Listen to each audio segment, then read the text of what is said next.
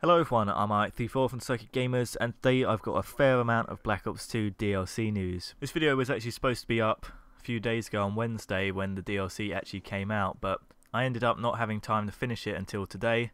But I thought you guys would probably still want to hear about this. Some of you may not know, especially if you're not on Xbox 360, because all the other platforms have got to wait another 30 days for the privilege of buying our DLC. So, the news. On March 13th, 2013, Xbox 360 players have got a lot of extra content that is now available for purchase.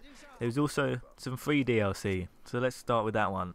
Free DLC is in fact Nuketown 2025. Breaking away from being pre-order exclusive, everybody can now grab this map without having to pay for it. As somebody who pre-ordered for this map, I do feel a little bit conned that they're giving it away completely free, but it's good that other people are going to be able to play it. Hopefully Nuketown 2025 will stop hiding away in that little Chaos Mosh Pits playlist. It'd be good if they added it into proper public rotations. On top of that, they're finally releasing Nuketown Zombies. 400 Microsoft points and the map is yours in real money. That's £3.43, €4.80 or $5 exactly. For a single map release, I think that's a pretty reasonable price. Especially as what I've seen for Nuketown Zombies, it does actually look pretty good. Although I've never actually played it, so maybe if some of you have played Nuketown Zombies already, you can give me your opinion on it. After this, however, the DLC announced for today goes massively downhill. They're adding in these things called micro items. It's obviously the new type of DLC that they're testing out with Black Ops 2. It's a very thinly veiled name for what is essentially microtransactions that gamers have been experiencing and complaining about, as they've shown up more and more, not only in free-to-play games where, you know, it's fairly reasonable the developers got to make money somehow, but they've been making their way into premium games, games where you've already paid for the privilege of playing it, but now the developer expects you to pay even more. So what are micro items, microtransactions? Essentially they're just little micro things that you pay for within the game and then you get to use them. Normally, unless it's a complete scumbag developer, it's nothing essential to the game, and as with the case with the Black Ops 2 DLC, it's mostly aesthetic stuff, just how your character looks or how your weapons look. They don't cost a lot, but usually there's a lot of them, so if you bought all of them it would rack up in price quite considerably. In the case of Black Ops 2, they have 3 types of microtransaction packs up for purchase. First one, Flags of the World calling card packs. This is a pretty obvious one.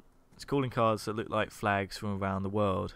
Remember back in Modern Warfare 2 where you could set your calling card, your emblem background as a flag representing your country, and they were in the game from launch? Well, they didn't add them into Black Ops 2, and now they're adding them in for a small fee.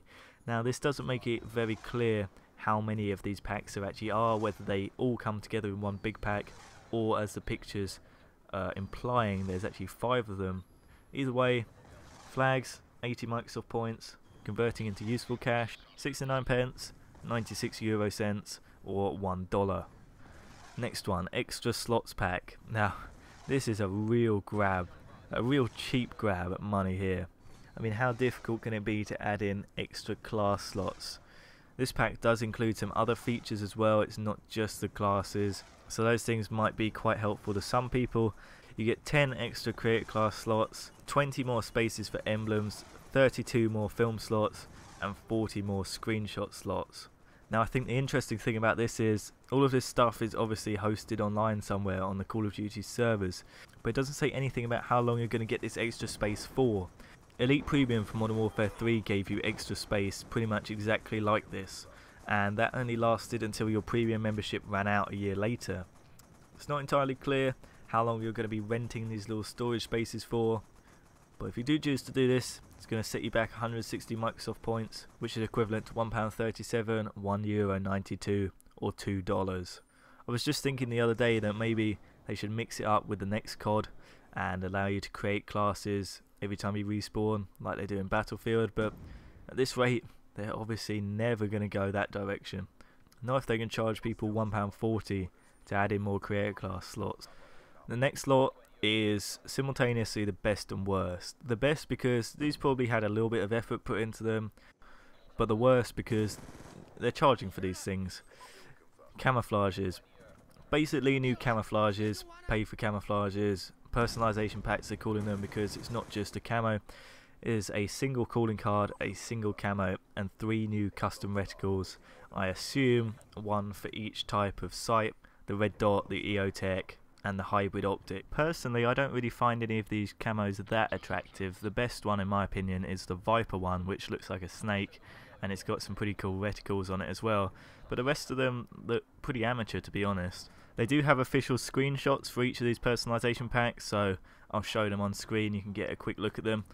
We've got Jungle Warfare, Dia de Muertos, Graffiti, Kawaii, Party Rock, Zombies, Viper, Benjamins, which is the exact same camo that Triarch will be using on their offices if everyone buys these personalization packs.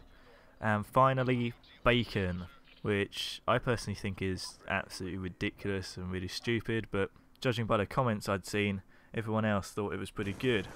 So how much is all this going to set you back?